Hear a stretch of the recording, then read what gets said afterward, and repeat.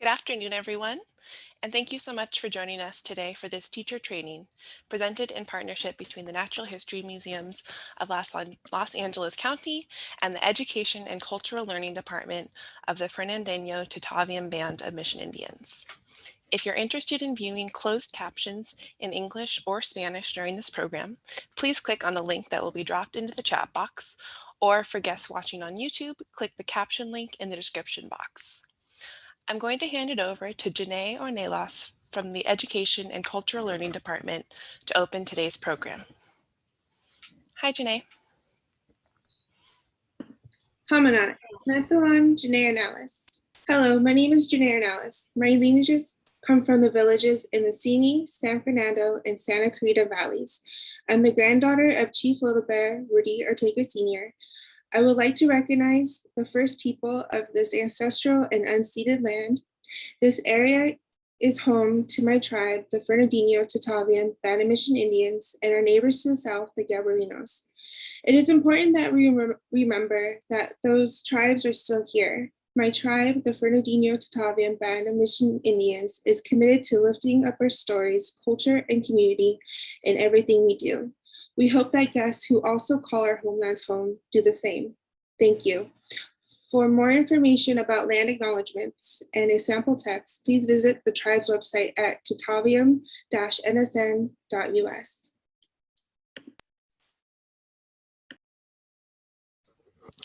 Thank you so much, Janae. My name is Lindsay Kelly, and I'm a coordinator for school and teacher programs at the Natural History Museum. Joining me from our family of museums are my colleagues Magdalene Romero, Coordinator of Education and Volunteer Programs at the William S. Hart Museum, and Rochelle Kwan Hoffman, Education Specialist for the Mobile Museum Programs at the Natural History Museum. You'll be hearing from both of them a little bit later.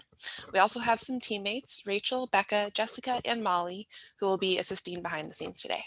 Thanks, team. Now, before we get today's program kind of fully started, we want to get a sense of everyone who is joining us today. So if you feel comfortable doing so, we'd really love to have you share with us in the chat box who you are, as well as where and what you teach. So if you feel comfortable sharing, yeah, we'd love to know kind of who's joining us today. I'm going to go ahead and move on to the next slide. Now, we'll be together today for about an hour and a half, and we'll wrap up this housekeeping in just a second, then jump right into hearing from Pamela Villaseñor. After Pamela has finished sharing, she'll address your questions. We'll then hear from my museum colleagues, Rochelle and Magdalene, who will share their process for updating an existing museum program for elementary school students, which focuses on Southern California archaeology and the tribes that live here. They'll also share resources that they found helpful in this process. We hope that providing this case study will serve as a helpful example. We'll then address any lingering questions and share out a hefty packet of related resources, and we should wrap up the program by 5:30. If for any reason you cannot stay until the end, no worries at all. We'll provide a recording of this program as well as the resource packet at the same email that you used to register for today's program, and you can expect that probably by tomorrow, if not by Thursday. Now, it's my pleasure to introduce our speaker for today. Pamela Villaseñor is the Executive Advisor to the Office of the Tribal President for the Fernandeño Tataviam Band of Mission Indians. In her role as Executive Advisor, Ms. Villaseñor manages tribal government initiatives, including the development of the newly established Health and Social Wellness Department. She's particularly interested in the empowerment and wellness of her tribal community, especially through initiatives focused on systemic and transformational change.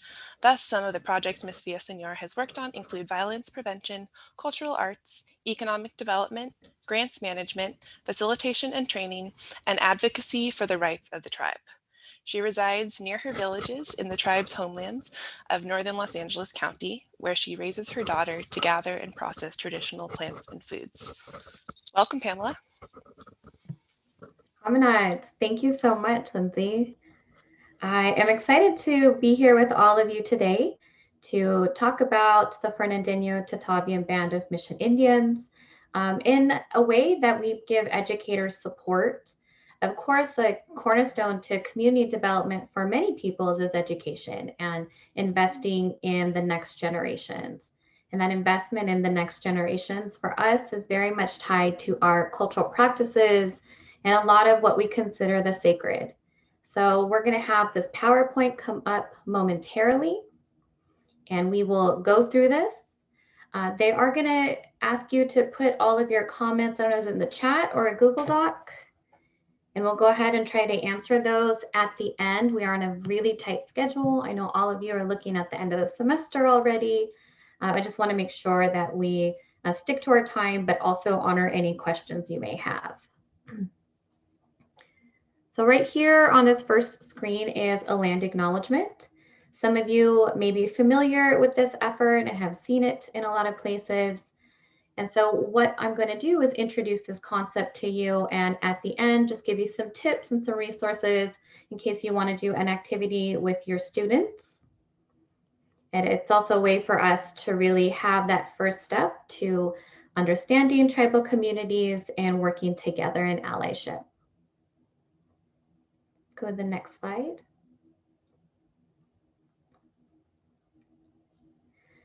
Again, we're talking about the Fernandeño Tataviam Band of Mission Indians.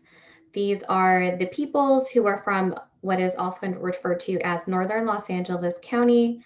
You see here in center is one of our tribal members. He is at a powwow wearing his traditional regalia for the specific type of powwow dance that he engages in, and he's holding our flag there in yellow. Next slide. We have a number of sections we're going to go through today. I'm only sticking to 4 because it is a lot of information. But there's really no way to talk about American Indians, Native Americans, First Peoples, Indigenous peoples without talking about settler colonization. This is an integral part to setting a foundation to understanding why there's so much invisibility, and also why there is not a lot of evidence or research tools or already historically accurate, culturally competent lesson plans out there. So I'm just giving you the basics, the foundations. We'll build from there and also give you some resources. In terms of settler colonization, it's really important to relate Indigenous peoples in terms of this process. So settler colonization is not a singular event. It is a process, which means that it's very structured. There are rules. It exists pretty much indefinitely. It's that specific type of process, and it's not just rooted in the historic, it's also right now in the present. So what does that mean? Settler colonization itself intends to destroy in order to replace. So destroy Indigenous peoples in order to replace it with a settler government, in this case, the United States of America.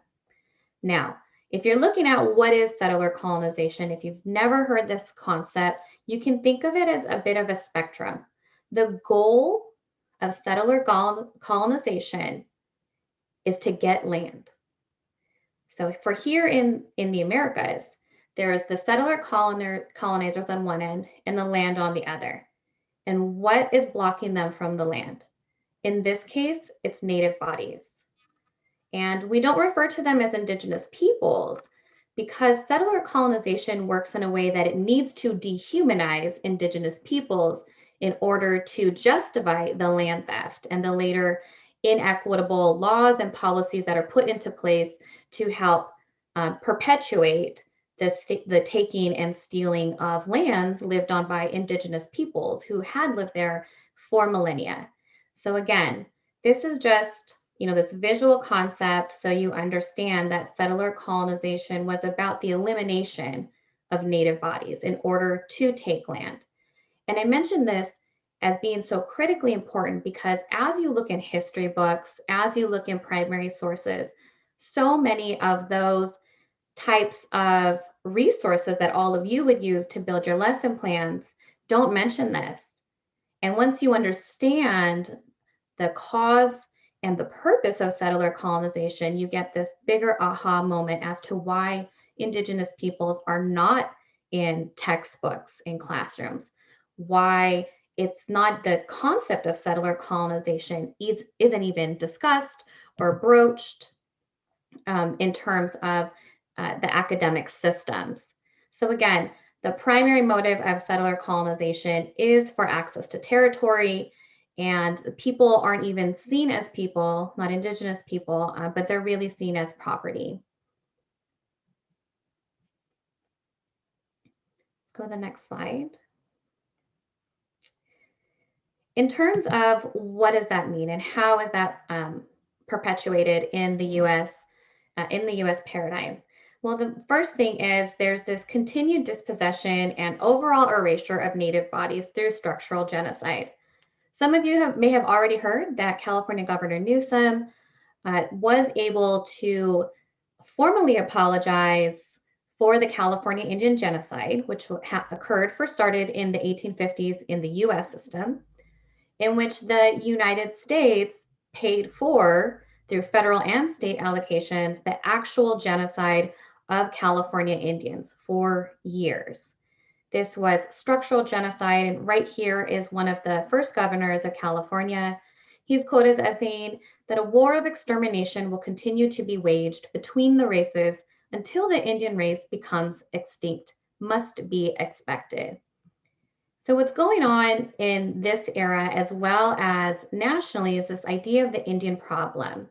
And that Indian problem being that the fact that Native bodies exist and are still occupying their traditional homelands, which of course is problematic to settler colonization because these new settlers want the land. And so to resolve this, there's not only the actual genocide paid for and all the killings that are happening across the state, but there's also legalized enslavement of California Indians that many people don't realize. As you're teaching Civil War to students, you learn that California comes in as a free state, but it's only free for African slaves. It's not free for California Indians. And so state legislature passes a law that allows for the enslavement of California Indians. It gives white men the right to arrest California Indians and then sell them off to usually a landowner or some type of business owner, and where that Indian then had to do all of the work. And so this is what we see in terms of structural genocide and what's happening as indigenous people become dehumanized. And that dehumanization is what's used to justify all this land theft on top of just getting rid of them in order for there to be a smoother process for settlerism or for manifest destiny, for those of you who are teaching that. So at the end of the day, settlers are living on stolen land, and it makes it easier for them to have their own home. Indigenous peoples are dehumanized, even in words. Here is the use of Indians, although those of us from tribes generally identify by our own tribal ways. So me, I would say I'm a citizen of Fernandeño Tataviam Band of Mission Indians. I am also a member of a California tribal nation or a native sovereign nation. And then if you break it down further, I have different tribal ethnic groups. In terms of proper verbiage and terms, many people use Native American as referring to peoples who are from tribes whose homelands are here in the United States, but indigenous peoples is also often used, although that is global, right? There are many indigenous peoples around the world. But the use here in terms of verbiage, it's very powerful in that dehumanization. And here is an example of some media that was released at that time. And so by saying that they're savages, what it's saying is they're becoming extinct, they're disappeared, and it promotes this further land theft and the exclusion and the invisibility of tribes and Native Americans. And so if you really understand settler colonization, it helps you understand that racism is not human nature. It was invented in order to explain land theft as well as stealing people for labor. And that's really critical to understanding Native Americans, because we're not a race-based people. In the United States, we are a people based on a political class. So we have two citizenships. We have US citizenship and the citizenship within our tribal nation. And that makes us a different political class, not necessarily a race-based class, which is why there's this whole different set of federal laws and policies that specifically are applied to tribes and Native Americans.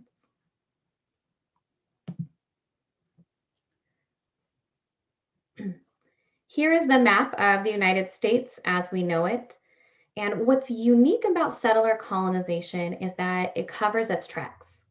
So by the end of its trajectory, it no longer claims to be settler colonization. It reproduces itself, but also extinguishes itself, and it becomes hidden to people who are settlers themselves decades, centuries later. They become part of the land.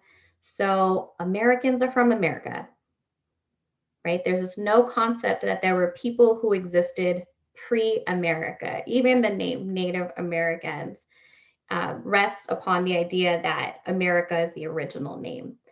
And so nationally, if we think about all of this new structure and genocide and structural genocide and land theft and invisibility and oppression, it's no wonder today when we're talking about the need for systems change is because Native Americans are more likely to live in poverty, to be unemployed, experience rape and violence. They're more likely to be killed by police. They have some of the highest rates of indicators on systemic racism and are largely invisible to the non-Indigenous American public. So what does that mean for you as teachers? And why am I telling you all of this? Really, if you were the teachers of young ones, you are the first people who are interfacing with the next generation and able to explain settler colonization and how they can take action. So giving them a sense of identity of who they are and whose lands they're on, what is that connection to that land, that really can work towards increasing best outcomes for tribal youth.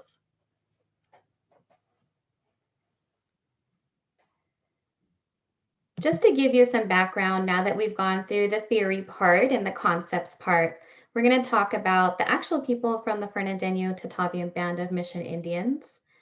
Here you see some smiling faces at City Hall, actually, for Indigenous Peoples Days celebration. I like to use contemporary photos to push back on our invisibility. And you see some of our tribal members here.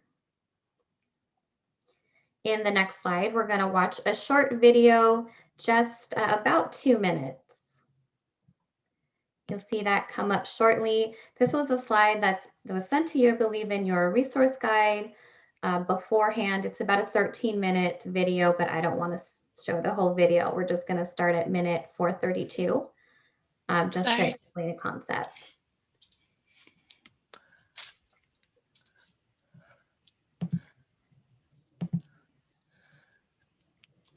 I'm just looking through all the chat to see where all of you are teaching.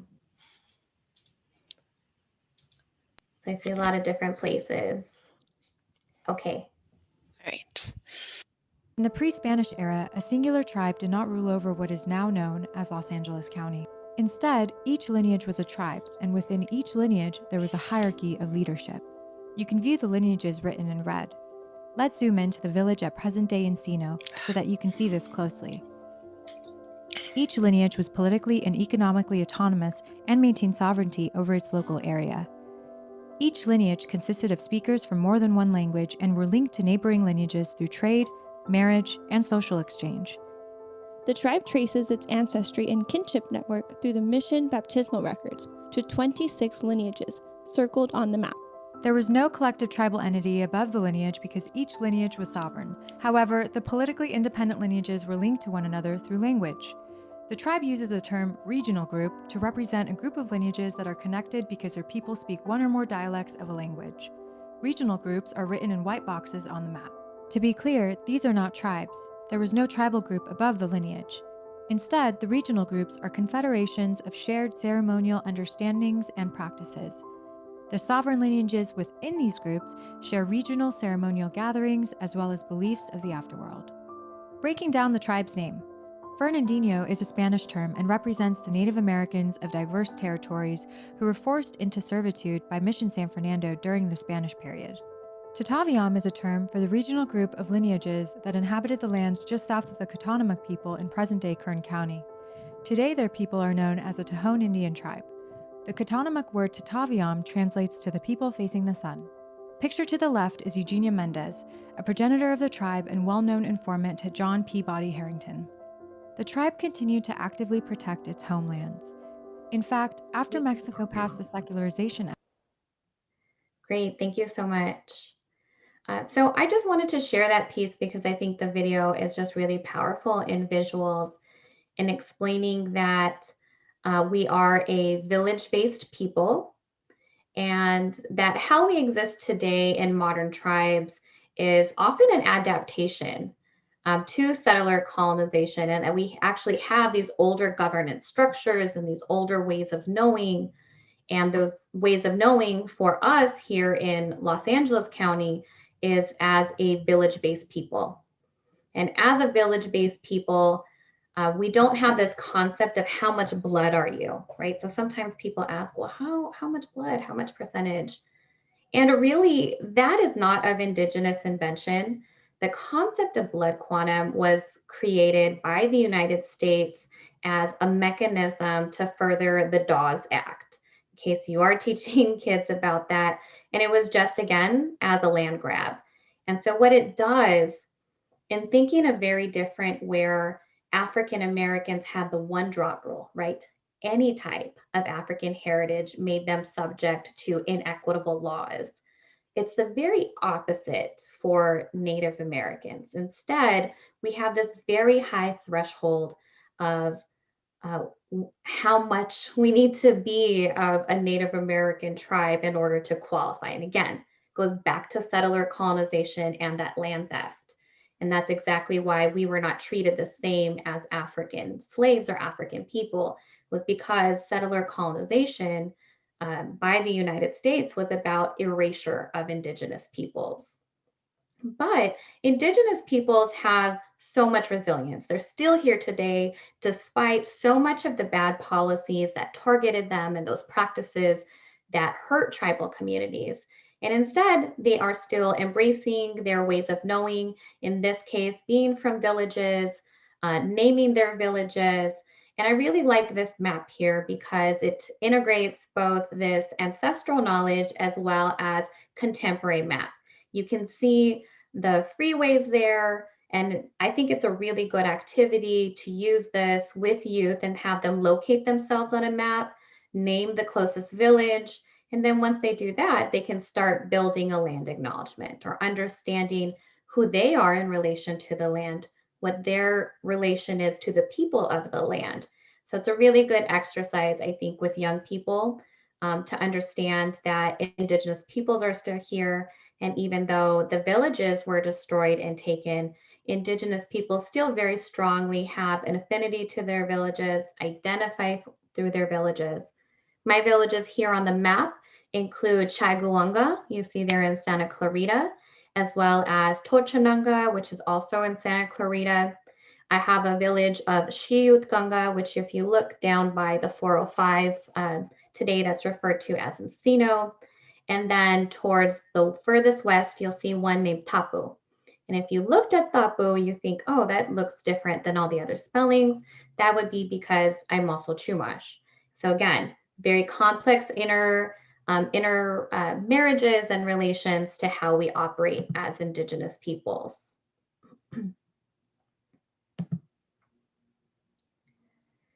Just as an overview, there are many different tribal groups. So you might think of this ethnicities or backgrounds. Here are just some of them, but that's also in the video that you watched.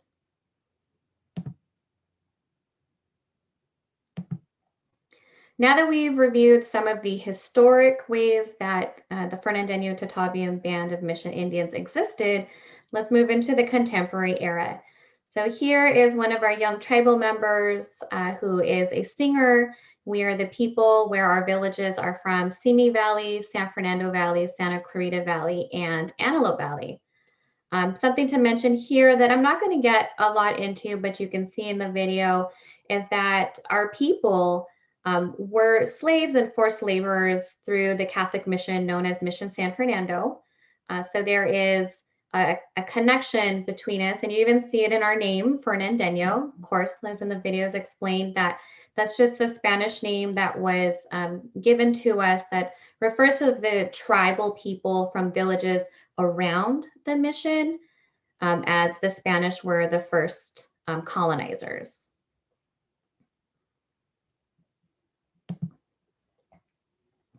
In terms of how the tribe operates, we have different departments and a lot of different initiatives. The Tribal Historic and Cultural Preservation Department is a department that really tries to protect our burial grounds and different cultural resources throughout the region, as well as the environment. There's been a lot of work in the environmental space on the impact of climate change and human development that is creating impacts on the environment. And also the Education and Cultural Learning Department. You saw Janae, she's the director. She'll hop on a bit later and talk more about what we're doing in terms of youth education and empowerment. We have the Health and Social Wellness Department that operates a number of initiatives defining health as more than just physical health. It's also mental health, spiritual health, and communal health. And then the other offices that we have as well. In terms of what does the tribe do, we have established a number of nonprofits. You'll see here on the left is Puku Cultural Community Services.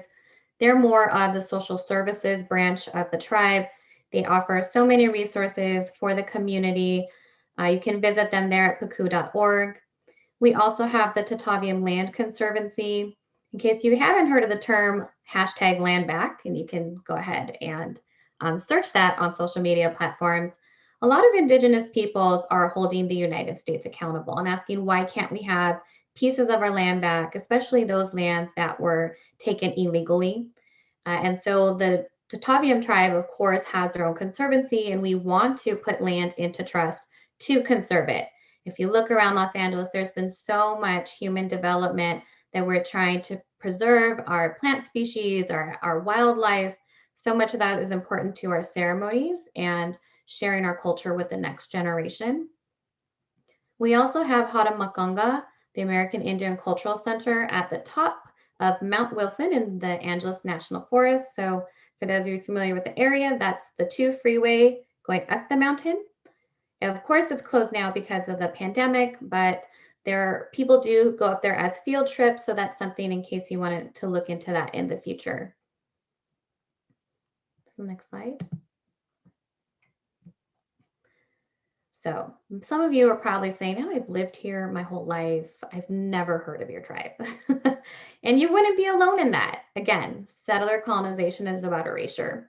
And one of the ways that settler colonization has impacted my tribe very negatively is that our tribe was not made federally recognized. So that term federally recognized means that the United States acknowledges its legal obligation, so the trust relationship between a tribe and the United States. Of course, the US bestows the power solely onto itself to dictate who is a federally recognized tribe. But our tribe has had numerous court cases throughout the 1850s to 1890s, and we keep losing because, again, Native Americans at that time didn't have US citizenship, didn't speak English largely, and didn't have the same rights. And if we think about coupling all that with genocide and enslavement, then you know that it was a very difficult time for Native peoples here in California to get their reservations established at that time. There's also the first 18 treaties out of California, which went unratified in the first session, in a secret session of US Senate, which means that California at the end of the day was really a mess. The United States didn't have a responsible or coordinated approach as to how it was going to work with California tribal nations and what that would look like in terms of reservation systems. And so it was instead this piecemealed approach. Some tribes became federally recognized through congressional acts, some through executive actions, but not really a cohesive plan. And as a result, my tribe, as well as dozens and dozens upon other tribes in California, still do not have federal recognition today. And so that is what this particular slide is alluding to. When we say it's a 150-year pursuit, that means our tribe has been engaging and trying to have a reservation since the birth of California in the US system. So that would be 1850. We have been working on federal acknowledgement. In one of the videos that you were sent, there's also a piece about how we did have semi-reservations under Mexican-controlled California, but how the US did not honor those. They even argued against them in court and saying that they just weren't valid because, again, California was a very anti-Indian state when it was first entered into the Union. So it's a very long process to get federally recognized.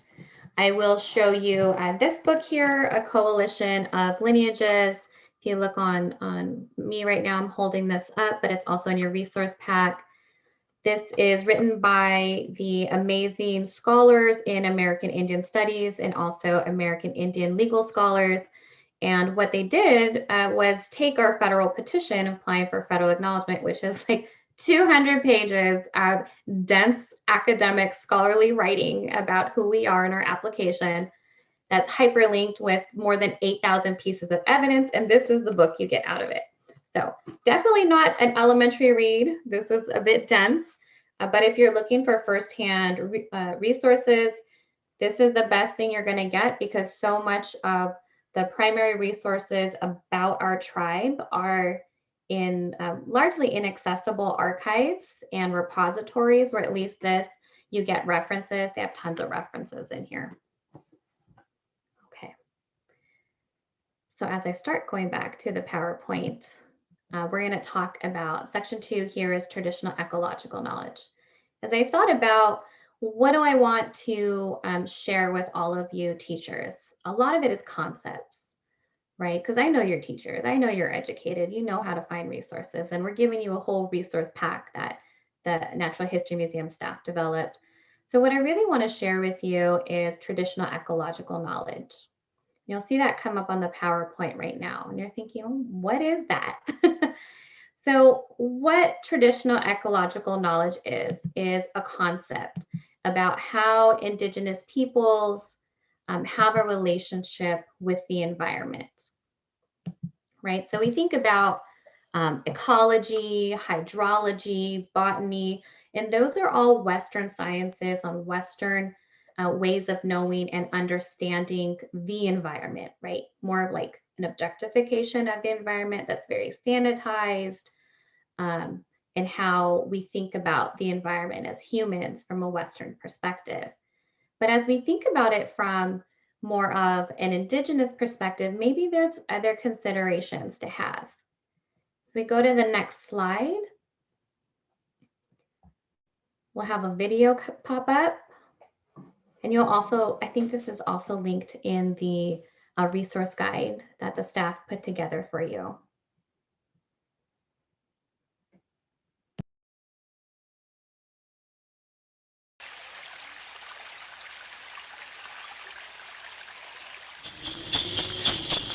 Paco que maa, Paco que maa, Paco que maa, mea que maa, mea que maa, Paco que maa, Paco que maa, Paco que maa, mea que maa, mea que maa, Paco que maa, Paco que maa, Paco que maa, mea que maa, mea que maa, Paco que maa, Paco que maa, Paco que maa, mea que maa, mea que maa, Paco que maa, Paco que maa, Paco que maa, mea que maa, mea que maa.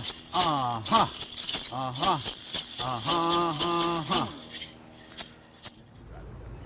Haminatam, my name is Pamela Villaseñor. I am a citizen of Fernandeño Tataviam Band of Mission Indians. Welcome to the village of Xiutkanga here in Encino on the upper Los Angeles River. Los Encinos State Park hasn't always had this name. Before that, it was Rancho Encino during the Mexican-controlled era. But before that, and still today, we refer to it as the village of Xiuhtganga, a place where my ancestors are from, a place where my people still go to today, and a place where my daughter and future generations will continue to visit as the original, continued, and future caretakers of the land. My name is Rudy Ortega Jr. I'm the tribal president of the Fernandeño Tataviam Band of Mission Indians. I'm also a commissioner of the Los Angeles City County Native American Indian Commission. I'm the vice chair. I'm also a board member of the Santa Monica Mountain Conservancy. We're about a few miles just south of the LA River. And this village has a natural spring, and the water at times warms up during the seasons, and it's always constantly flowing. And you can look at the old maps of Los Encinos. You have multiple oak trees that started to go westward. It was actually an ancient Indian trails, the tribal trails itself. And those trails, essentially, we now see that many roads, highways, the 101, follow a lot of the old trails that village to village will go through. The people of Fernandeño Tataviam Band of Mission Indians descend from many different villages from throughout the valleys of San Fernando, Santa Clarita, Antelope, and Simi. Of all these villages were many different tribal ethnic groups. So there were people who were Chumash, people who were Tataviam, people who were of Pipimaram lineages, and others. And today, when you look at the tribe's name, Fernandeño Tataviam Band of Mission Indians, Fernandeño is just the Spanish name to show affiliation with San Fernando Mission. Tataviam is just one of our tribal names because we couldn't fit all of our tribal names in that. So asking someone where they're from when they're tribal, they might give you the legal name of their tribe. But if you get to know them and ask the family, well, who are your people? It might be a very different answer.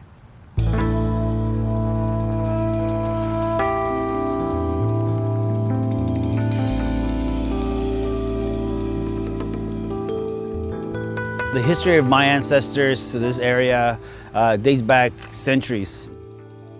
This village, Xiuhtganga, was essentially a key element of our families. It was actually land granted to my great-grandfather, Francisco Papa Bubaba, who was from Tochinaga originally. He married his wife, Pala Cayo, who was from here, from Xiuhtganga herself. And it was protected.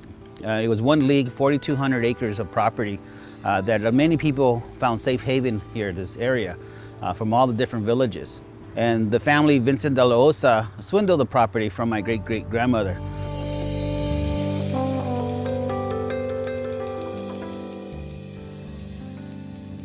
This is our great-great-grandfather. He's the one who is the son-in-law to the land grant owner. You know, even the old Hispanic families that are from like the first settlers into Alta California, you know, even most of them don't really know the history. You know, they'll be like, oh, my family are the ones that helped, you know, homestead or settle, you know, parts of Chatsworth or things like that. And then slowly over time, the whole native part disappears, and then you're left with is like, oh yeah, my family were the first here, without really knowing the true history of the people who were here first. So, I mean, the important part is learning the correct history, and then, you know, moving forward with that history. Yeah.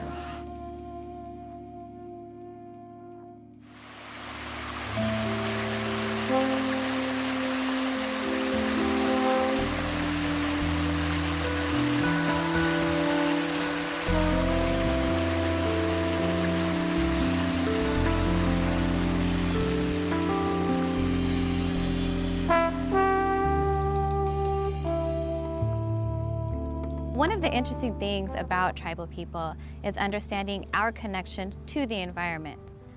Water is not just about what we put into our body as for hydration. Water is older than us. It is our relative, it is wiser, and it provides us what we need to survive, and also serving our uses and needs for ceremony.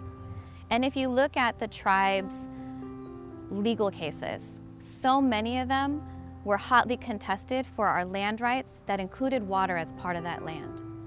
So for us, the problem has not always been a fight for land. It was really a fight for the water. That is what the settlers wanted. They wanted access to that water, and the land was just an extra for them. And if you take that a step further, what did that mean for our ceremonies? How did our ceremonies have to adapt and change in order to deal with settler colonization and the massive dispossession of our people?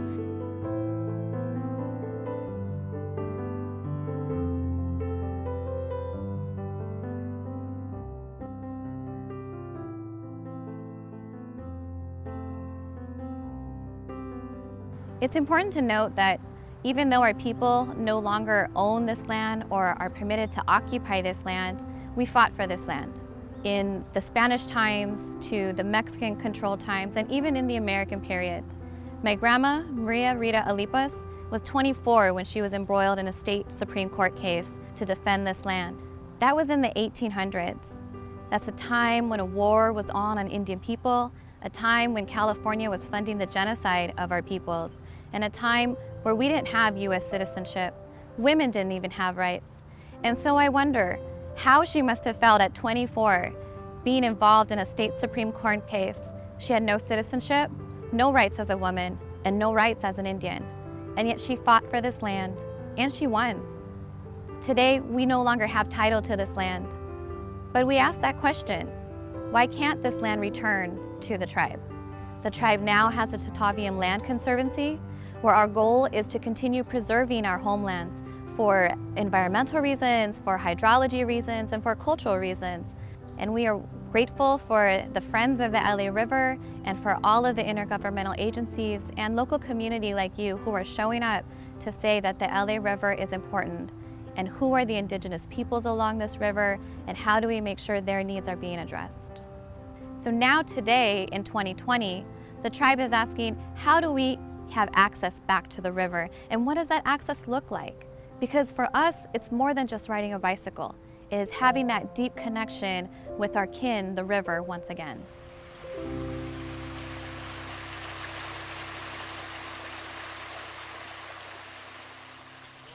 Go naiva, he waving naiva meadow. Go naiva, he waving naiva meadow. Go naiva, he waving naiva meadow. Go naiva, he waving naiva meadow. Go naiva, he waving naiva meadow. Go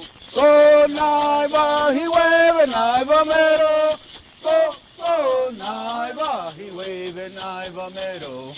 Go naiva, he waving naiva meadow. Go naiva, he waving naiva meadow. Go naiva, he waving naiva meadow. Go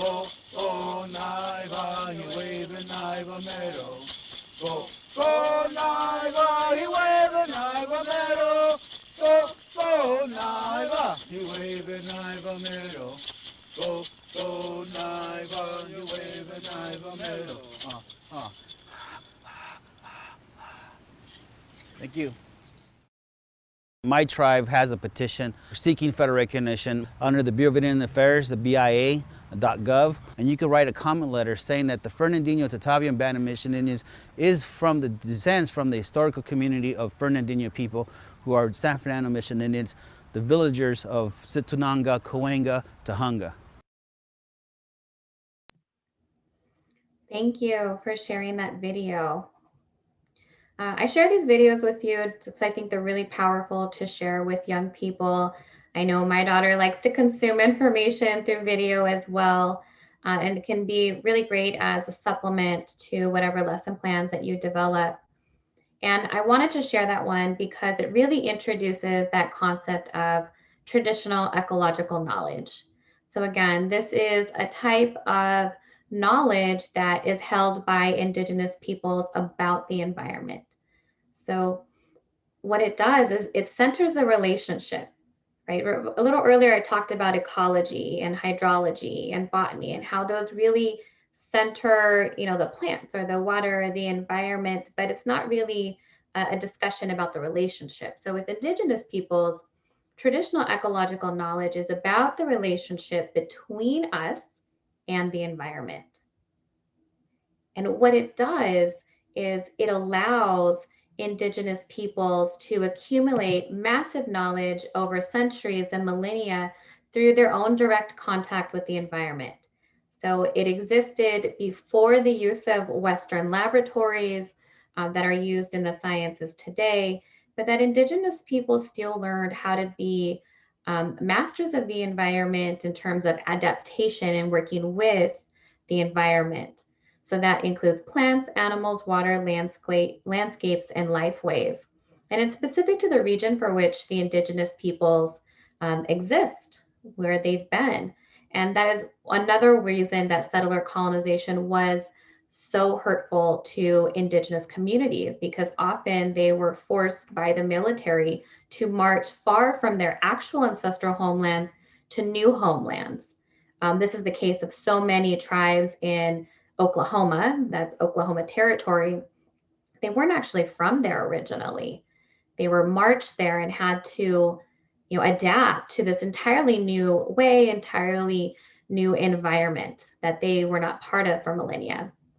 So what makes traditional ecological knowledge so different? What it does is has this oral tradition, so playing a role, which means that there's this other ways of knowing and sharing information. Whereas ecology, hydrology, and botany are pretty much limited to university level study. In terms of traditional ecological knowledge, that knowledge is passed down through oral tradition and stories within communities. And it also has a connection to the sacred and ceremony.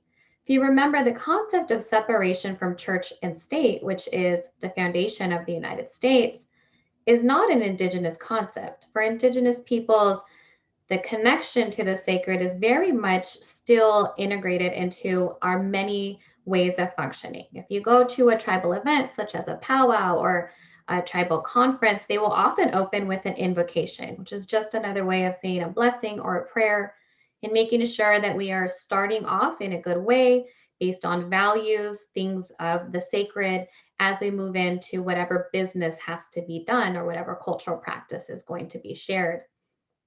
So again, there's this sense of communal obligation and knowledge sharing. And we'll look at some examples of those as we go into the next slide. But I wanted to make sure that as we talk about traditional ecological knowledge, you know that it's a way to broach the topic of the environment with your students and talk about there are other ways of knowing, and indigenous peoples understand their relationship with the environment in a different way. And in fact, there is a lot of indigenous peoples very active in the work of climate change and what that means in terms of extractive industries and water. And what we do know globally is that indigenous peoples, especially those that are more closer to water and the oceanfront water, are going to be the first peoples displaced. And that's already happening in some of the islands in the Pacific, where they're now having to be refugees in the United States because climate change and that acceleration of the melting of the ice caps have raised the ocean level to a point where their indigenous lands, those indigenous islands, are no longer habitable in terms of being able to sustain their community who have lived there for millennia. And so that's kind of the same here for traditional ecological knowledge, except the tribe has different youth programs to teach our young children. So this is an example of how you can teach about traditional ecological knowledge to youth.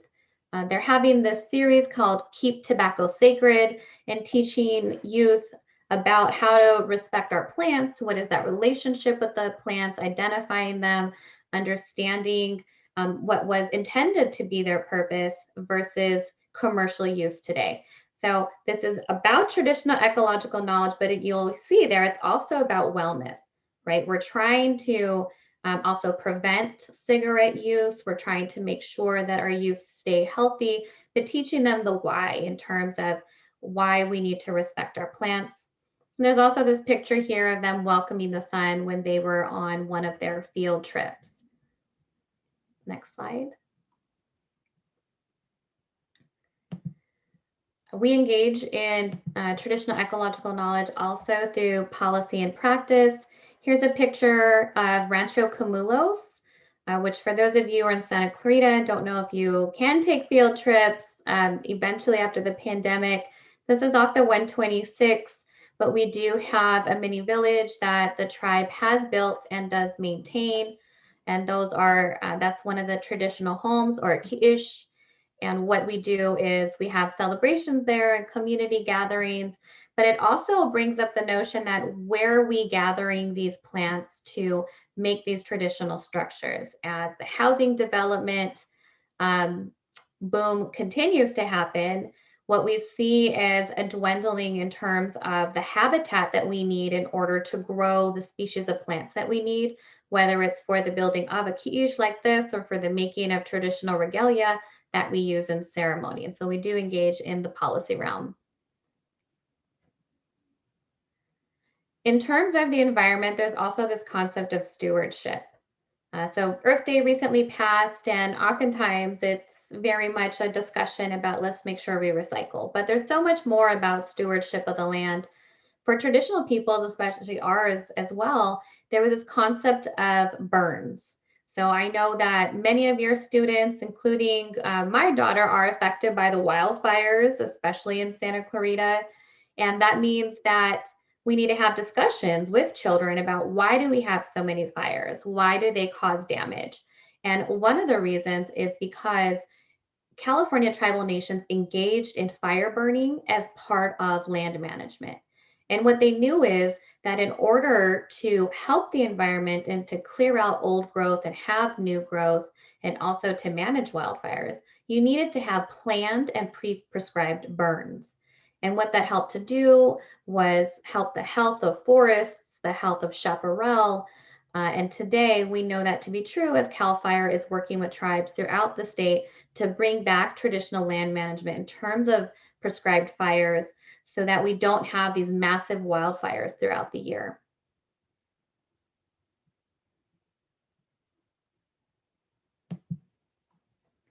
So now I'm going to move on to action. So I've given you this concept of settler colonization to understand indigenous peoples and how they exist in the contemporary sense, right? Settler colonization is not something of the past, it is today as well. It's indefinite so long as the United States exists and continues to occupy indigenous peoples' lands. But as we've moved through and learned about indigenous peoples, we've learned about their experience and how they're still resilient, talked about traditional ecological knowledge and how they have all these contributions to make in terms of the environment, whether that's in relationship with land, forest, or water. There's also what can be done with people who live here today, who are settlers, not indigenous people, not of the land. What can you do? And we get asked this constantly. And we love this question. We love our allies. We make up less than 1% of the population. So we rely upon having relationships with allies in the community. And we're so blessed to have those. In case you are not familiar with land acknowledgements, if you go to the tribe's website, you can see Google Tataviam land acknowledgements on our homelands. I'll also drop the link later in the chat. There's a whole web page about land acknowledgements, what they are, how do you go about creating one. And there's also a video that you can watch. You can see me in that video, and also Dr. Jose Paez, who's a professor for the Department of Social Work. They're at Cal State University Northridge. He's also indigenous. So having these conversations, I think in practice, are also helpful. So you have resources. But why land acknowledgements? Why does that matter? As we talked about the invisibility and the intentional erasure of Native Americans, land acknowledgements are really this first step that allies can take in recognizing indigenous peoples. This could be a way that young students, again, are able to identify where they live on a map, who those indigenous peoples are, name that village, and have this piece of understanding about where they are in time and space. And it gives them the opportunity to build community and to practice allyship in a very sustainable, small way. I find it's very useful. We have a lot of institutions that contact us and a lot of individuals that say, how do I do a land acknowledgement? So this is kind of the why as to how it's important. Go to the next slide.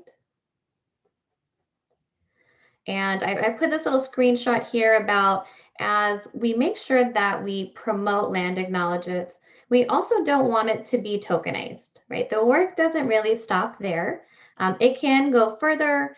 People can donate to our scholarship fund, put land into our Tataviam Land Conservancy, support the tribe's federal acknowledgement with the United States, support the Fernandeño Tataviam Band of Mission Indians in policy initiatives, or like what the Natural History Museum is right now, including us in this educator showcase with all of you great educators who are really help shaping the minds of next generations, which is incredibly important to us.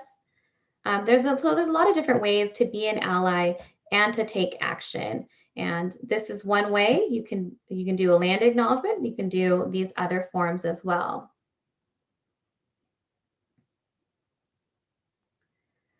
One of the easiest ways to learn more about us is to follow us on social media, whether it's Facebook or Instagram, and you'll get to see some information.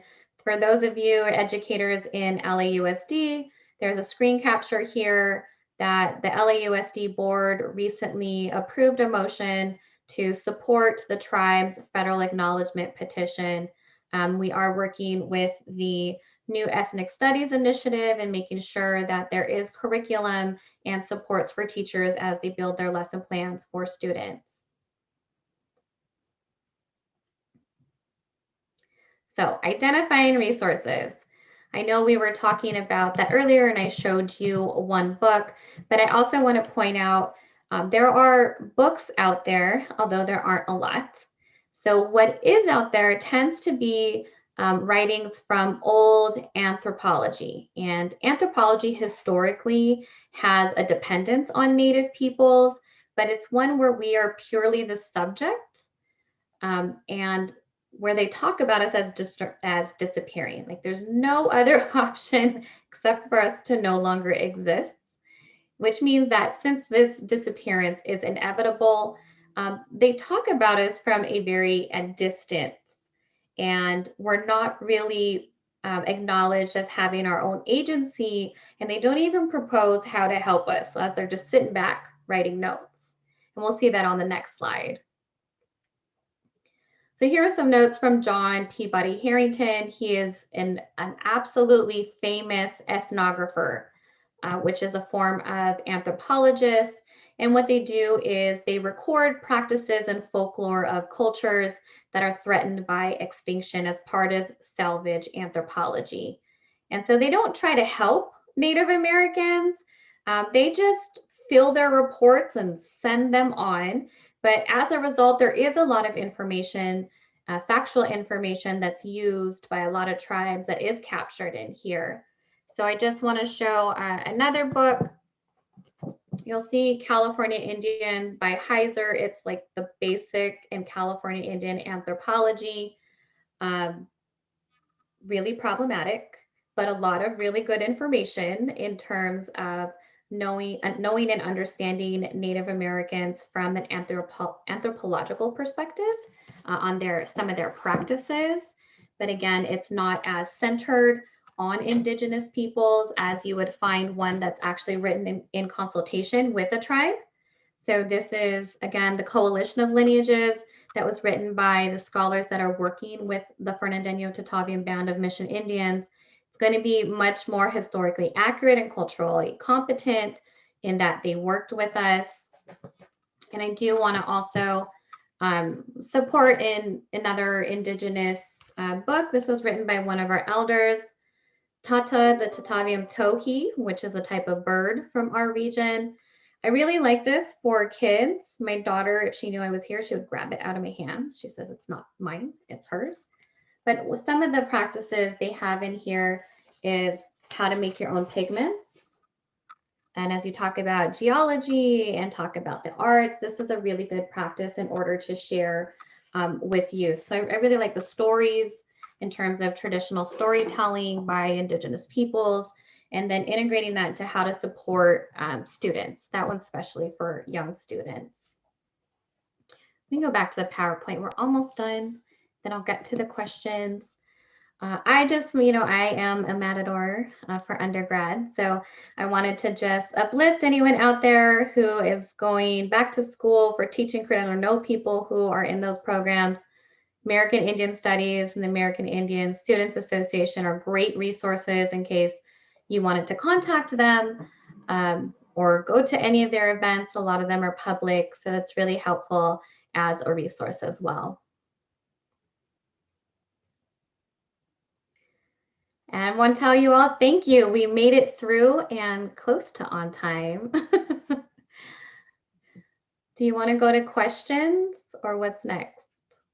I'm happy to jump on and help with some questions. Lindsay, if you want to, I'm just going to use the question doc and pull a couple. Pamela, thank you so much for that fantastic presentation. That was so much great information. And I know we have a couple of questions already. And if folks have more, feel free to go ahead and drop them in the chat. But to start us off, Ruby was curious, do you know when the Cultural Center will be open? And is it open for schools to go on field trips? That is a fantastic question. I do not believe it's open. They actually, I think they have to work with federal guidelines. But their website, soharamakanga.org, which I believe is in their resource guide, will be updated and let them know when they're going to be open for field trips. Wonderful. Thank you so much.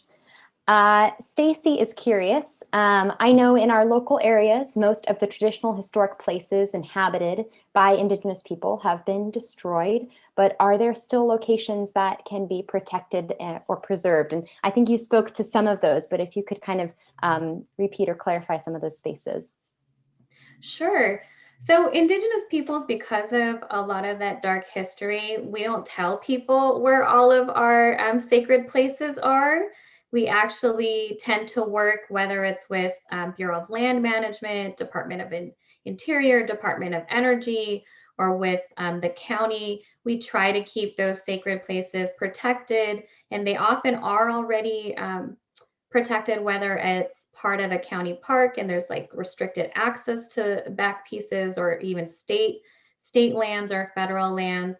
So we do work a lot with different government in order to talk about that protection as well. That makes sense. Thank you for clarifying. Charlotte is curious, do you do consulting for schools or districts around curriculum development, or do you have resources for this? And Charlotte specifically mentioning this because they have a unit about Indigenous people of what is now California for their 3rd grade team.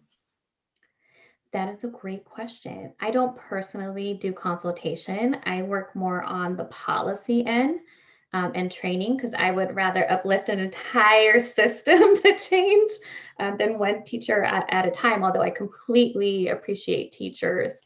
But we are working with LAUSD right now. I don't know how long it's going to take for their new ethnic studies initiative to manifest into actual curriculum support for teachers. But if you do contact the tribe, Janae does have contacts with some of our elders who do consultation and can do guests speaking and have a lot of knowledge to share as well. That's great to know. And I think that's related to a relevant question here from Jennifer. If there's a website or a space that they can ask a lot of questions and fact check as they revamp curriculum that's over 20 years old. So I don't know if Janae is kind of the good person to go to for that, or if you have other recommendations.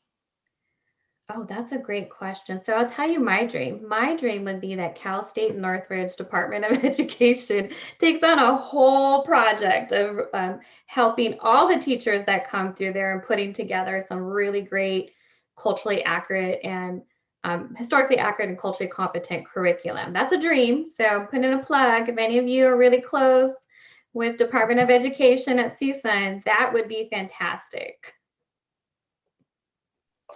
That would be pretty neat.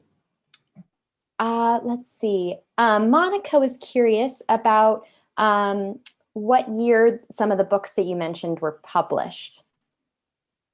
Okay, so this first one about the tribe is hot off the press like 2 weeks ago from the publisher. So this is brand new. You're not going to find it in stores. It's still only, I think, being, you can order it through the University of Arizona, I think. There is a link, I think, in the resource guide, right, for them? Yes.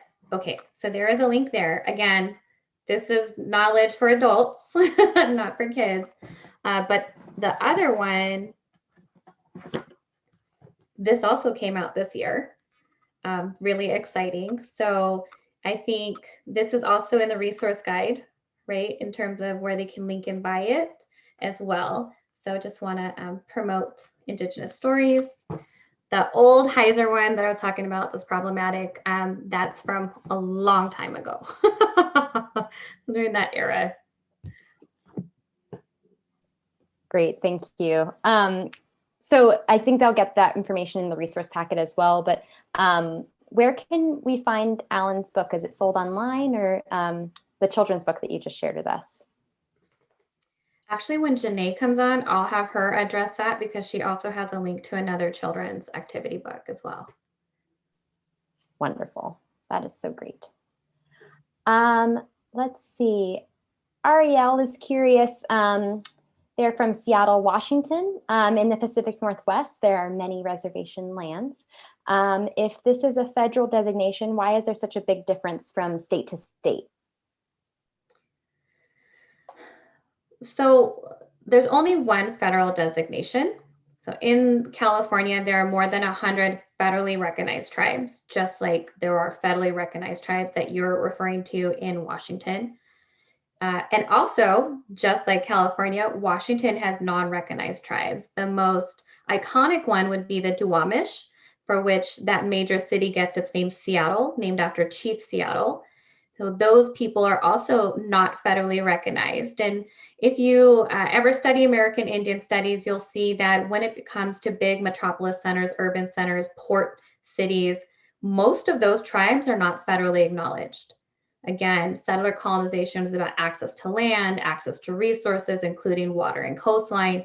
And so it was not part of the United States paradigm or approach to have Native peoples occupying the coast. And so you see the Duwamish in Seattle. You'll also see tribes from southern San Francisco through San Diego coast. It's not a single federally recognized tribe.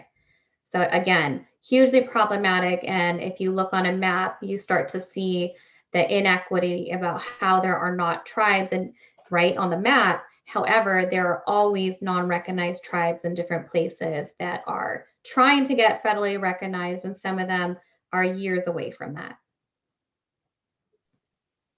Got it. Thank you for explaining that further. I'm going to ask one more question from our audience and then invite Janae to hop on and share some information. Rhonda is curious. We are always told that our area was inhabited by the Chumash and Tongva tribes. Is this because your tribe is not federally recognized, or is there another reason? Settler colonization, Rhonda. That's the problem. So again, settler colonization is about erasure of Indigenous peoples. And what happens is sometimes there'll be a little information, but it's not wholly accurate, right? And so what a lot of non-federally recognized tribes are doing is partnering with different agencies and institutions like the Natural History Museum to put together this series that helps support educators so that there's many more people who have the factual information in their hands and are able to share that with students and with other people that they train or facilitate trainings for. So the Chumash, yes, are very much from the coastal area, especially that area in like Malibu, from that area, as I mentioned, from Simi Valley as well, which is one of my villages. And the Tongva people or Gabrielino people are from south of the Fernandeño Tataviam band of Mission Indians. And so it's really complex, right? When you don't understand liquid boundaries for our villages, and then we don't have reservations, so you don't actually see it on a map, so you don't get those reminders of, oh, I'm passing through these Indigenous lands, even though it's all Indigenous lands. So hopefully some of those books will help out, and Janae can give you those links. Thank you so much, Pamela. I'll invite Janae if you want to pop on and share a little bit. Awesome. Thanks so much.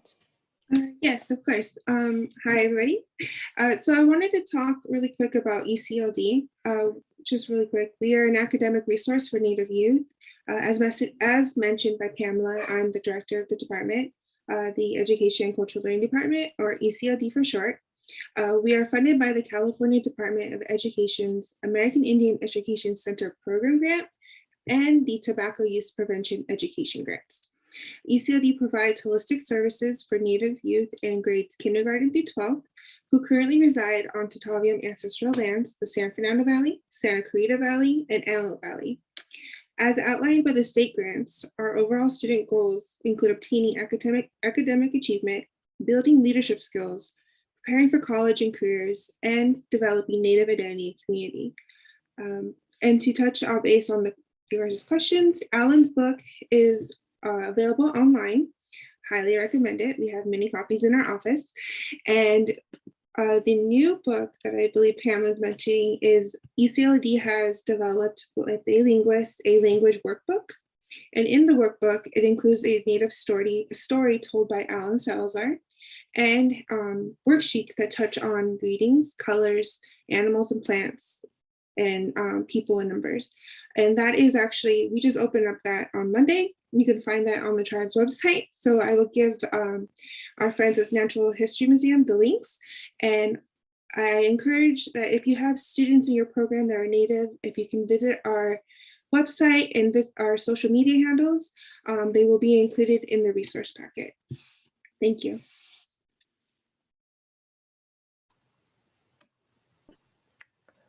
All right, I'm trying again. Can you all hear me? Yes, you're good to go, Lindsay. Fantastic. Well, thank you so much to Pamela and to Janae for sharing your experiences and all this really important history and information about the ECLD. We super appreciate this opportunity to learn from you. I'm now going to go ahead and turn it over to my museum colleagues, Maggie and Rochelle, who are going to share a little bit, and they'll also be happy to address your questions at the end of their presentation. Thank you, Pamela. Thanks, Janae.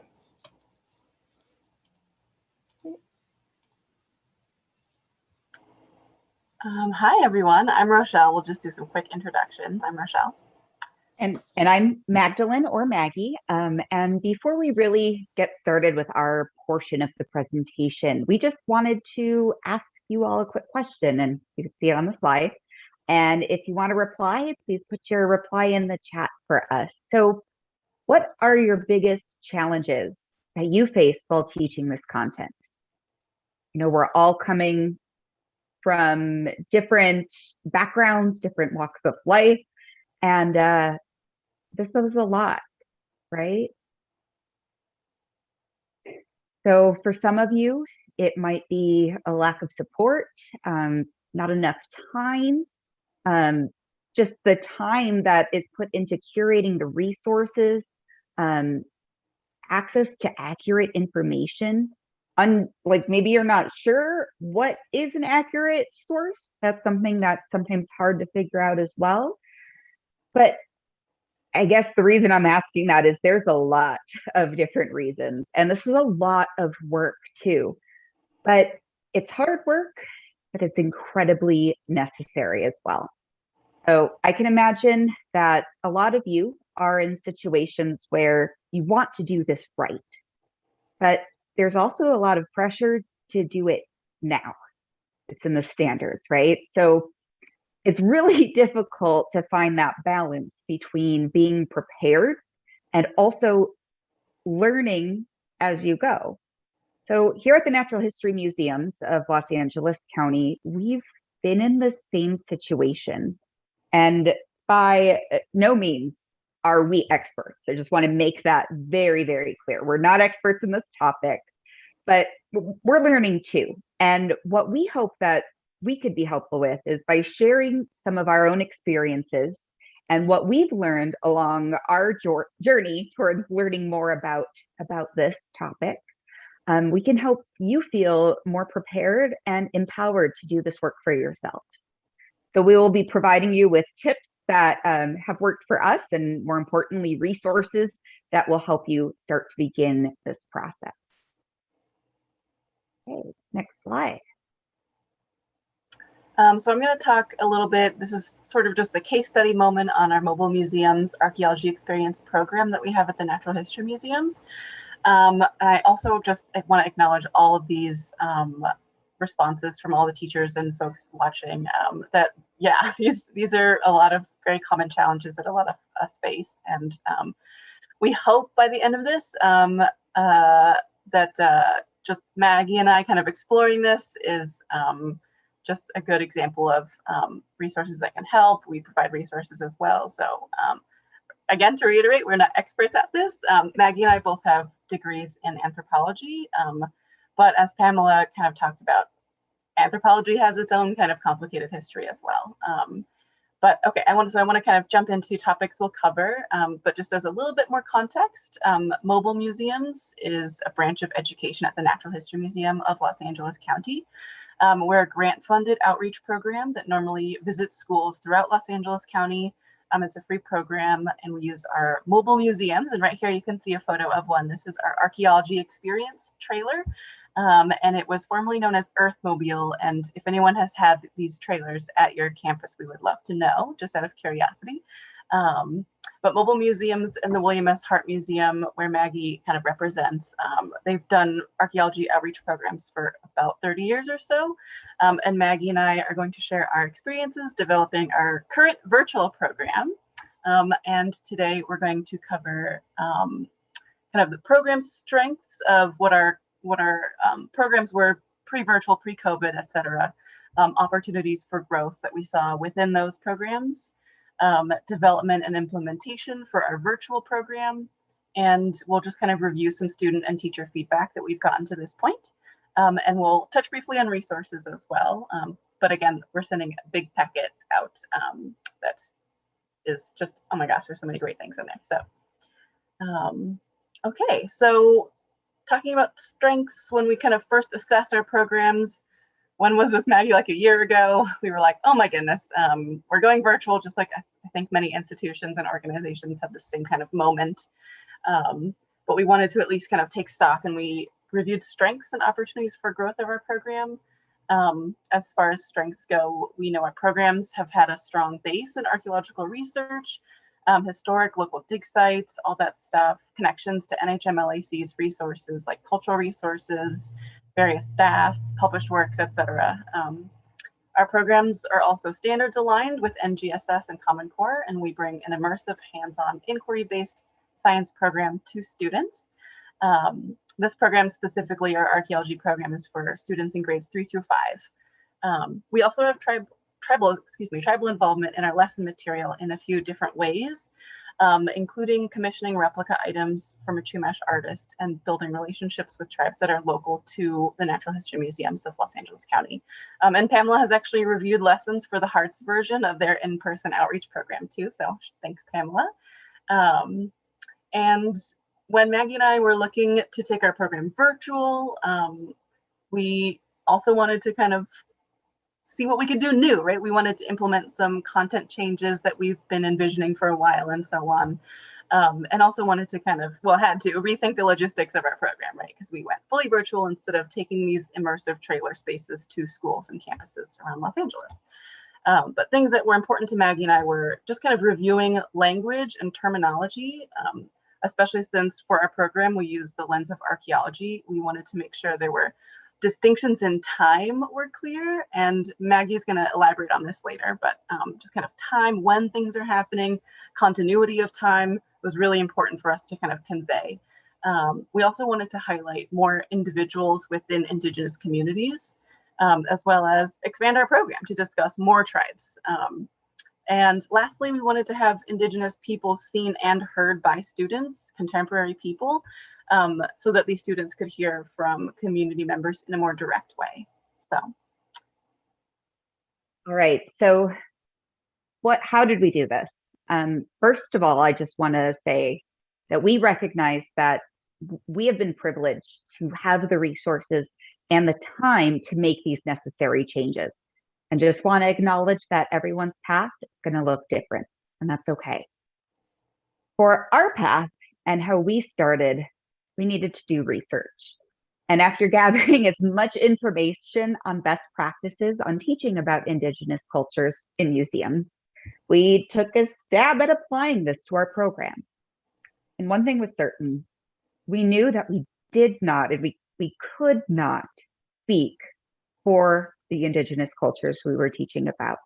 And this is something that museums, unfortunately, have done for hundreds of years. And as the museum, the natural history museums are scientific institutions. So we felt that for us as the museum, it would be most appropriate for us to focus on the science, so archaeology. We introduce students to the topic and have them do archaeology with us. However, we are really careful the whole time to point out that archaeologists and science has its limitations.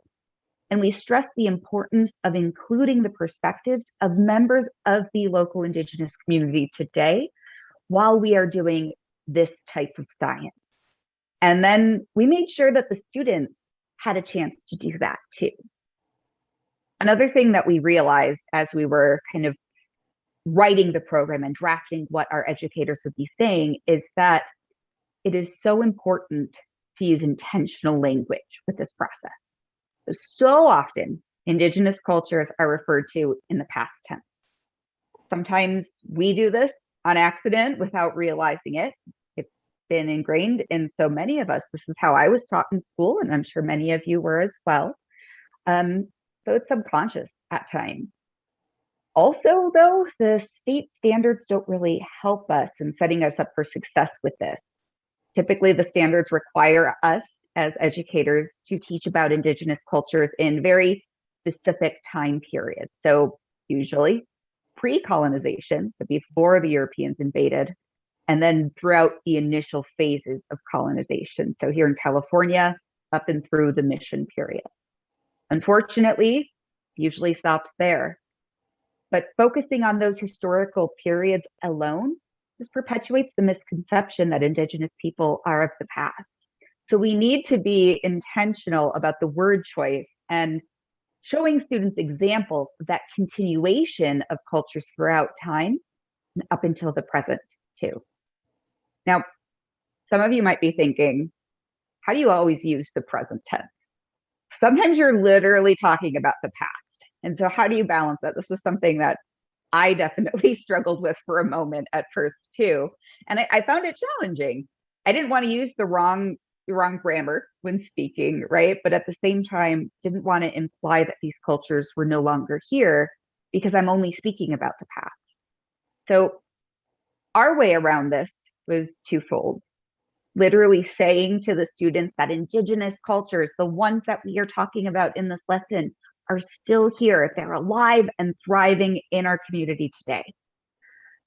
So after saying that as upfront as possible, we introduced new terms like ancestor and descendant. So you can see on this slide, there's a screenshot of the presentation of one of our programs where we are showing some descendants of the ancestors who lived at the archaeological site we are kind of imagining we're at.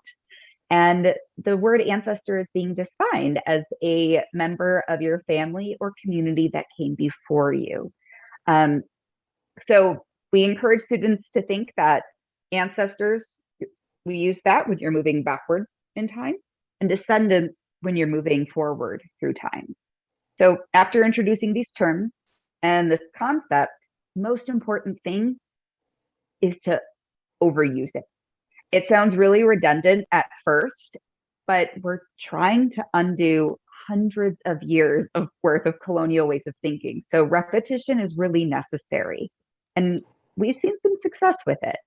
So throughout our entire program, we refer to the Chumash, Tataviam, and Gabrieleño Tongva ancestors whenever we're talking about individuals who lived in the past. And we say Chumash, Tataviam, and Gabrieleño Tongva descendants whenever we're talking about individuals in the present.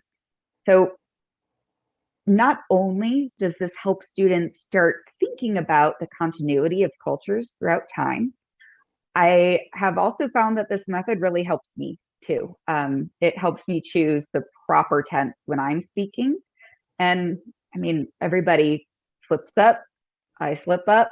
And when that happens, just correct yourself and keep going. All right. So what more? Besides word tense, we're also very mindful as to how we introduce the tribes in the area. We didn't want to do so in a completely Eurocentric way.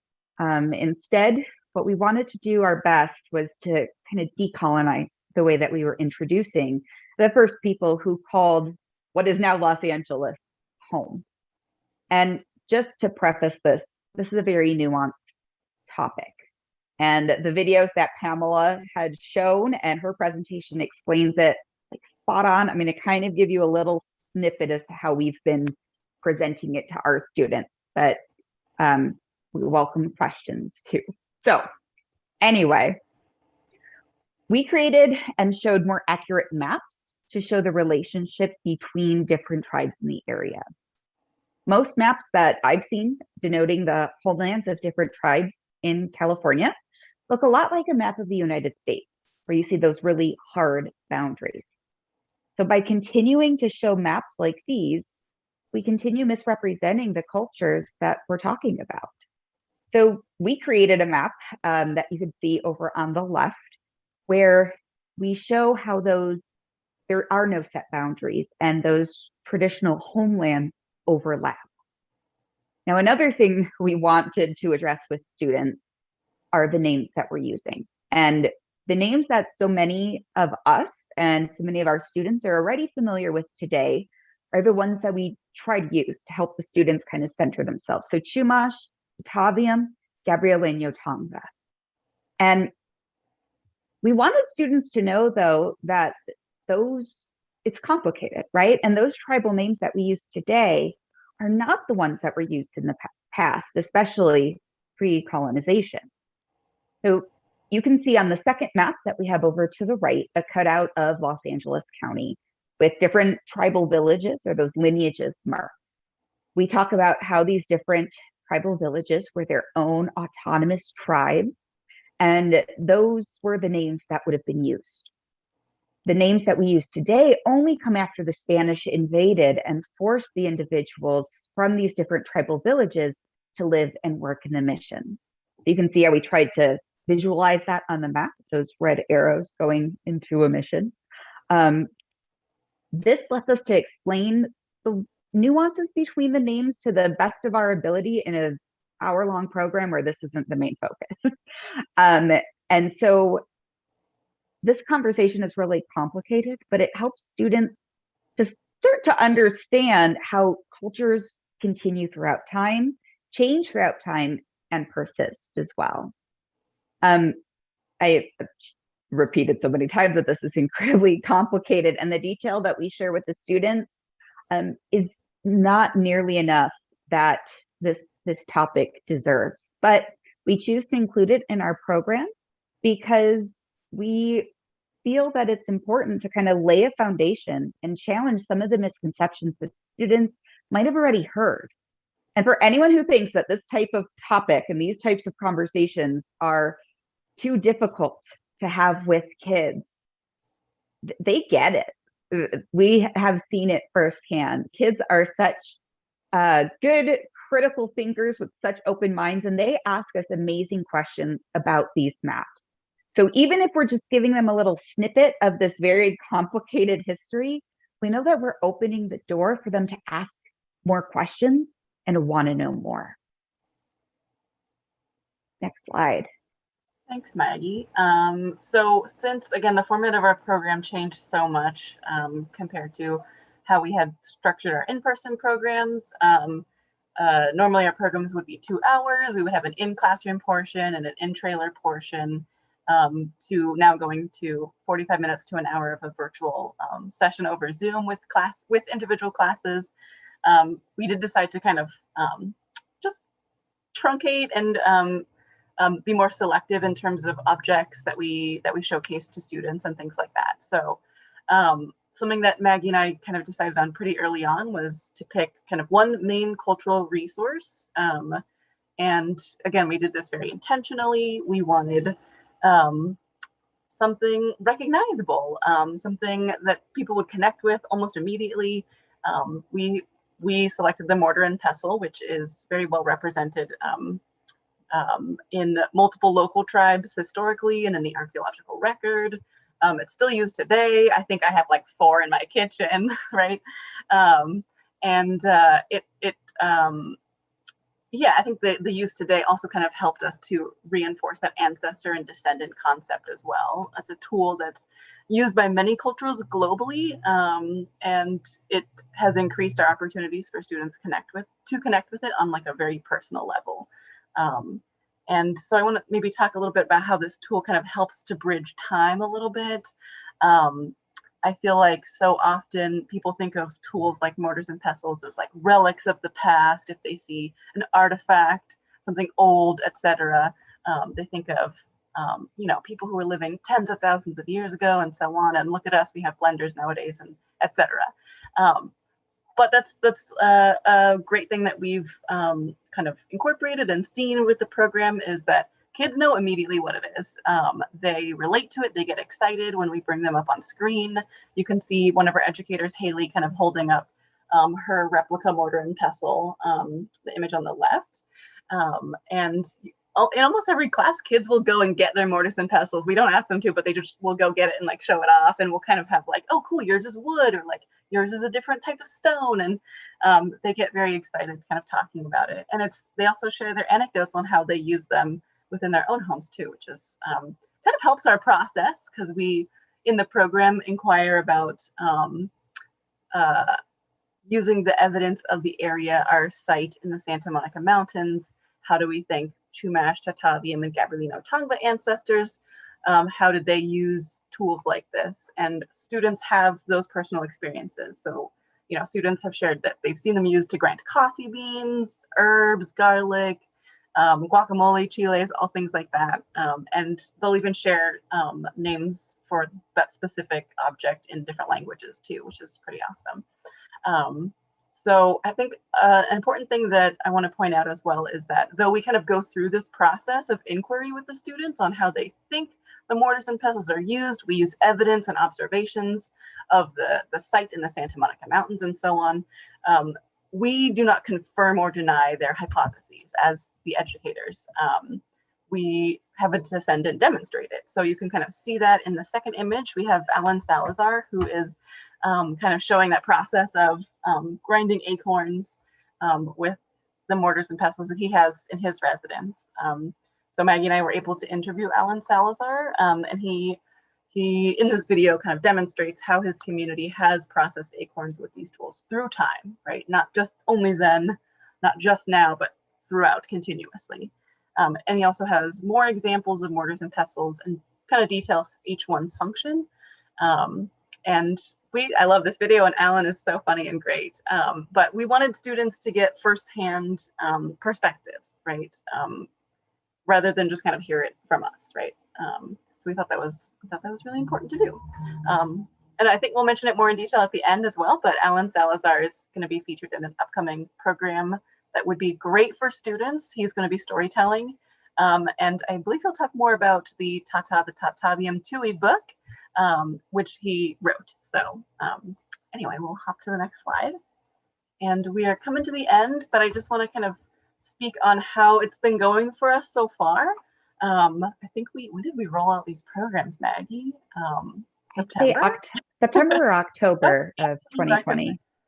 And it's been going pretty well. We've had amazing critical thinking conversations with students. On occasion, teachers will send us notes from their students after our programs have ended, and it's always a delight to kind of read those. So these are just a few snippets, but something that has really stood out to Maggie and myself is that students are using present tense language when they're referring to Native peoples, when they're referring to the lesson plan. And you can see some examples up in here. Just in the interest of time, I won't read them all, but, well, I won't read any of them, just, But it's been wonderful to hear from students, and these kind of intense connections they make sometimes has been really exciting. And teachers have also expressed how much they've learned during our programs about the local Native groups, and they've pointed out how our program aligns with the work that they've done in their classrooms towards social justice, activism awareness, environmental issues, as well as just discussing difficult and complicated histories. And teachers have also appreciated the use of first-person perspectives, such as interviews, audio, etc., with Alan Salazar and others. Something that we've also noticed as well is students have a very kind of heightened sense of awareness of community and diversity. We've noticed that as a positive outcome. I'm sure that that's like innate to so many of our students, but it's wonderful to hear them kind of share afterwards. And I know we once had a student who, after the program ended, she kind of connected with how important oak trees are to many Native peoples, and shared with the class that she wanted to use a local oak tree in her neighborhood as like a positive message board for her community during COVID lockdowns. And she wanted to kind of leave words of encouragement for each other there. And it's amazing that they think like this, and that this program could kind of help promote that, and so many things. Also, we have several slots available for our programs. I think I'll rustle up a link and put it in the chat as well for our archaeology experience programs. It's available on our Natural History Museum website too. But for now, I'll pop it back over to Maggie. Well, thank you, Rochelle. Thank you, Pamela, Janae, and thank you to all of you for coming as well. Rochelle and I know that with this program, our work's not done. It's ever evolving, and that has a lot to do with how the students and the teachers connect with the material. You're all teaching us too. The kids are especially important teachers to us. They show us whether or not we're communicating this in an effective way that they can grasp and understand. So we continue to do this work. We are planning on developing more resources to support this type of learning. So stay tuned. It's long work, so really stay tuned. But in the meantime, we have compiled a list of resources, and they've been mentioned throughout this program as well. We're going to drop a link to that resource packet in the chat, but we also are going to be sending a version to you all with the recording via email, because we might have added a few in there as the conversation was going, and so many great things were shared by you, Pamela and Janae. But yeah, so thank you all for being here. We're curious if you have any questions for us, for Rochelle and I. Feel free to put that in the chat.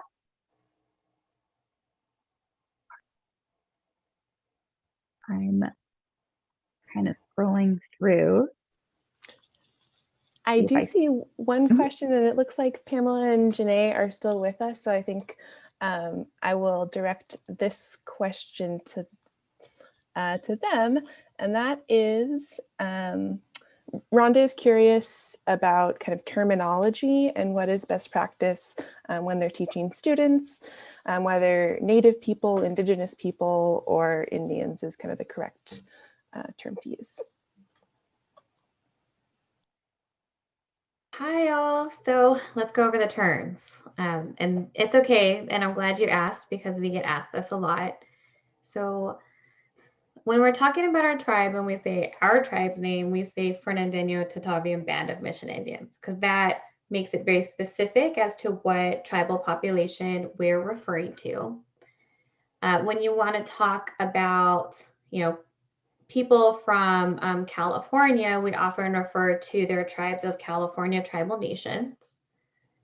And we often use the term Native Americans when we're talking generally about a lot of different tribes in general whose ancestral homelands are from the United States. Now, I say that, but there's also the concept of indigenous peoples. And indigenous peoples is any group of peoples who are indigenous peoples anywhere in the world. So indigenous peoples, whether you're talking about groups from Peru, whether you're talking about indigenous peoples from California, indigenous peoples in Hokkaido, Japan. There are indigenous peoples around the globe. So when you say indigenous peoples, just know you're not specifying a particular tribal or indigenous community. It's a much more global context, and that's perfectly fine. We should identify indigeneity in these larger contexts. But when we talk about Native Americans, it's more about the relationship between us and the United States, but we go by our own tribal group. So super complicated. In general, people don't like being called Indian. So I wouldn't use that. I would lean towards more Native American and then be more specific when you're talking about a region or a group of people, as the staff have shared. Thanks, Rhonda. Thank you, Pamela. We have a question from Stacy for Maggie and Rochelle. She's curious if you've ever had any pushback from students who have kind of come into programs with misinformation about colonization, and if so, how have you handled those situations? That's a great question, and I'm glad you asked it. We have had different experiences, so I'll let Rochelle share as well. From what I've experienced firsthand is students will ask questions, not necessarily to push back, but more of a like, wait a second, I heard that the Spanish were trying to do something good. I thought they were teaching how to farm and all these other good things. So this deserves its own program, and it's a really complicated topic, right? But because they're asking those questions, we're able to start engaging with that. And the way we handle it is we're as honest as possible. We'll give the answers the way they are, give it justice, talk about colonization and colonial ways of thinking, and just often also say, I don't know, depending on the question. You have to be okay not knowing and letting the students know that you're learning too. I don't know if there's anything you wanted to add, Rochelle. Yeah, I think we've had, I've seen that as well, of just students maybe not necessarily coming like with pushback or being confrontational about it, but more out of curiosity, with the same of what you were saying, Maggie, of like, oh, but I've heard it this way. And I think something that is also important that we communicate with students often is like, that's one perspective, right? It is important to hear as many perspectives as possible. And history is very one-sided, and it is often written by the colonizer. And so I mean, again, we try to have as much in-depth as we can go in our 1-hour program with students. I wish we could just like sit down with them for a whole 2 weeks and get into everything, but we do have very insightful and interesting conversations with students about colonization, and they know about injustice. I'm just seeing Rhonda's comment in the chat. Absolutely. Students will kind of take what we're saying, and I've had a student come back and say, wait, this sounds like slavery, and then we have more conversations about that as well, right? These kinds of injustices and moments in history did not only happen when the Spanish came in the 1700s, right? They've been happening all over the world in many places throughout time, and absolutely they connect it to what they know, right? And it's important for us as educators to kind of help them find those connections if they need it. So, yeah. I just wanted to give Pamela an opportunity if you wanted to speak anything more to that question. I'm looking at the time, it's 5:45, so I think I'll have that be kind of our final question for today, but just wanted to make sure we provided the opportunity for you to add to that if you like to. Question about colonization, is that what we're talking about? What are we talking about? Yeah, the question was, it was from Stacy. Have you ever had any pushback from students who have had misinformation about colonization? And if so, how have you handled it? I don't think we really have that problem with younger students. They're so new to knowledge learning that they just absorb everything. I think like what was shared is that they ask more questions is probably more the norm. I don't really get pushback. Maybe in a college level when people are directly, they're internalizing something and feeling, guilt. There's different psychological phenomenon for which I'm not going to get into. But just to say, I think a lot of people appreciate that information, and sometimes it can conflict with some of this internal dialogue or what they've been told by their families. But in the end, when I think about the tribal events we have and who attends, we get people from all walks of life, all backgrounds, who want to be allies, who want to witness our culture, experience it, attend a powwow. And I think that's a really good first step, is to understanding some core concepts like settler colonization, and then, attending a public Indigenous event where you can actually see culture in action and get to know the people and start building those bridges. And just to mention with powwows, I don't know when things are going to start up again, but there is an annual powwow typically at William S. Hart Park in Santa Clarita. I believe it's every October, and you folks have been involved with it too, I know, Pamela. So just to plug that. Yes, my daughter loves to dance. She's looking forward to going back. We are too. Well, thank you again to all of our participants for joining us this afternoon. And thank you so much to Pamela, to Janae, Maggie, and Rochelle for what you shared with us this afternoon. We hope that you and your students can take advantage of the second opportunity that we mentioned with Alan Salazar next week. And I think the link has already been dropped into the chat for that, but it's next Tuesday at 11 a.m. Alan Salazar will be doing some storytelling, and we hope that we will see you all there, and we hope you all have a great rest of your evening, and thanks again so much for joining us.